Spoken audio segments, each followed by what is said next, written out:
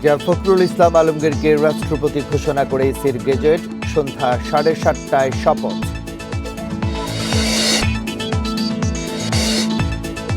বিএনপির ভারপ্রাপ্ত মহাসচিব হলেন স্থায়ী কমিটির সদস্য রুহুল কবির রিজভী, বিজ্ঞপ্তিতে জানালো দল।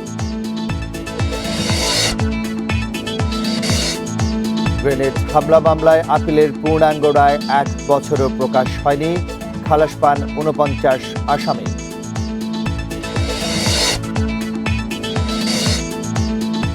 চট্টগ্রাম উপকূলে জাহাজ ভাঙায় বছরে কোটি টনের বেশি রিসাইক্লিং, 1 বছরে 19 শ্রমিকের মৃত্যু।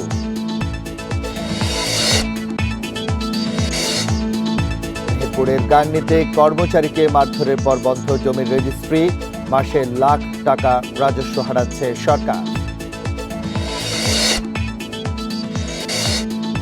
সুন্দরবনে জীববৈচিত্র্য রক্ষায় বড় বাধা বন্য প্রাণীর শিকার, চিহ্নিত 150 জন, গোয়েন্দাদের হাতে তালিকা।